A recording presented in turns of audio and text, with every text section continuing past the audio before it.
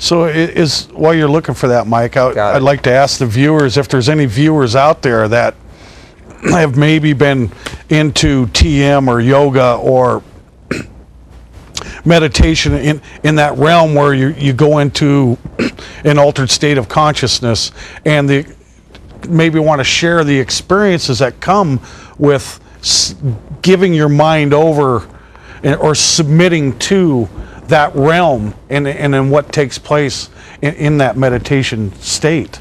Sure, give us a call. But you know, meditation, so this is in the Oregonian a week and a half ago, and it says in the article here that meditation is making a big comeback among brain scientists after its first heyday in the 70s. And that's when I was into it, and a friend of mine built a biofeedback machine, and we learned how to generate alpha waves into that altered state of consciousness back in 1971. And they go on in here and say that advances in brain imaging and monitoring have made it possible to see inside the brain and explore the biological forces creating and driving conscious thoughts. Well, I would disagree with that. I wouldn't say it's biological forces that are driving our thoughts. It's our own, we think our own thoughts. We're allowed to think our own thoughts. And it's not an evolutionary aspect. And Jeremy will be right with you. In this article, they show that there's a lot of good things. You can reduce pain. You can get relaxed. There's a lot of good things.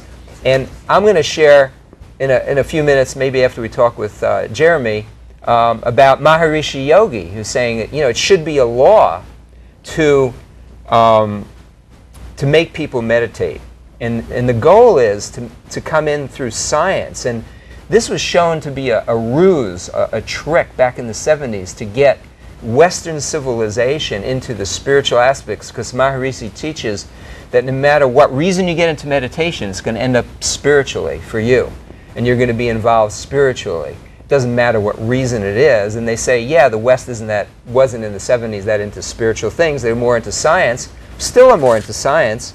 And so they're still using that avenue. And it's going to be successful, because they're going to see that, yeah, you can relax, yeah, you can do certain things, but at what cost? You're going into the spiritual realm of altered states of consciousness, the states that shamans are into, and you don't want to be there because of these demons. Anyhow, Jeremy, what would you like to share with us?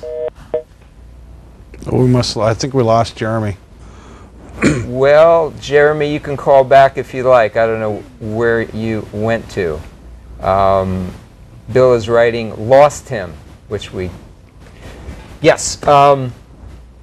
So, I hear that phone ringing, so probably Jeremy. But before Jeremy gets back on, Maharishi Mahesh Yogi, how many of you might remember him? Yes, Jeremy. Hi, Jeremy. Hey. How you doing? Just good, fine. How are you? Good. Hey, spiritual meditation, my experience before I was a born-again Christian was one with the experimentation with drugs and alcohol, and it was like that with me. Drugs had a way of channeling your mind, and especially the use of people say marijuana is just the easy drug, and it's not really a drug, and it should be legalized and all of that. But it's a form of meditation, and it takes your mind, away from the things of God, certainly. And that's just kind of what I wanted to add. Yeah, it alters your consciousness. So it's not necessarily meditation, but hypnotism alters your consciousness. Meditation's kind of a hypnotist process. You kind of self-hypnotize yourself by meditating. I used to do that too, and I did drugs back in the 70s, late 60s also. And Jay, you did a lot of that too. And Satan wants us to get into an altered state of consciousness because it's easier for demonic forces to get involved with us.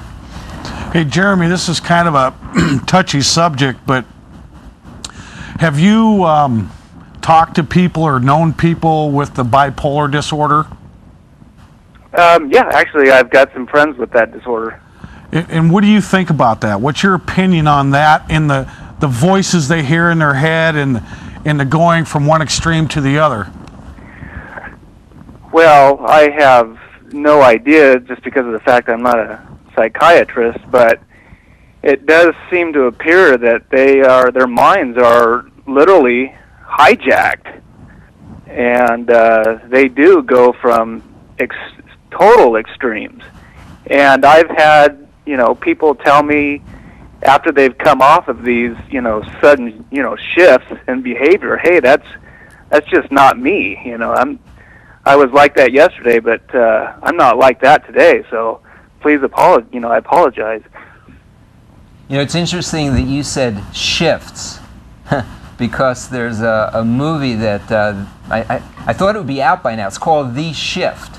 Back in the late 60s, it was the age of Aquarius, that we were going to go into a whole new world, and now it's called The Shift, and it's being promoted by a lot of these same people. Marianne Williamson, who teaches on Oprah's satellite station, is in the promotional part of the film for The Shift, and it's on the YouTube if you want to take a look at it. It's a 6-minute clip, The Shift, and supposedly they're running out of money. I don't know why. Maybe Richard Branson pulled out of it.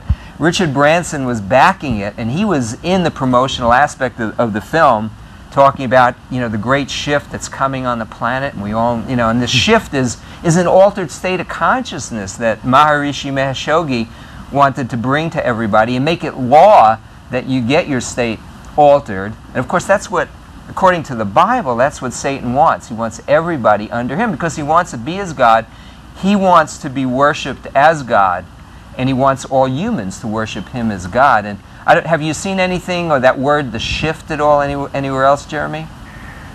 No, I haven't. That's actually new to me. I'd be interested in checking it out. Well, you could check it out on YouTube, and you'll see Richard Branson there. And Richard Branson, by the way, he was so into it, on another film clip on there, I learned that he wanted to set up a panel of elders to solve the problems of the world. And he felt that Desmond Tutu, and Tutu was going along with a few other people that are named, just a couple, but Desmond Tutu would head up this group. And they're tied in, they've got a lot of clout. When you have, I don't know, $8 billion or so, with a B, you can influence a lot of people. And, we showed a film from a great film, Megiddo 2, and Keating will be with you in a minute. Keating's holding on line too. But a great film called Megiddo 2, and it had this woman, Barbara Marx Hubbard, in it, and she's a multi-millionairess as well, and she's started up all these different societies, and she's promoting the shift, and people even who claim to be Christians, like Brian McLaren, he's got a shift conference, and he's got a website with one page showing the shift, and he's talking about contemplative spirituality. It's just another term for meditation, and whether he knows it or not, he's leading people away from the truth into a lie. Anything you'd like to say further, Jeremy, before we pick up on with Keating here? Heaven and earth may pass away, but God's word will never pass away. God bless you, friends. Thank you, Jeremy. Thank you. And one thing that Jeremy brought up as far as the drug and alcohol, there's a definite conscious shift in the mind. So there is a connection there.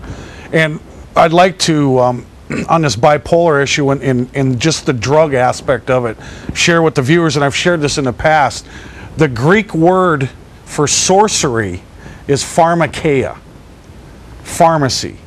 So there's also a connection there with those prescription medication drugs, and the world wanting to put a label on our conditions and then medicate us. Well, some medicate. Some drugs are good, they're made out of natural things, but some are not meant for people to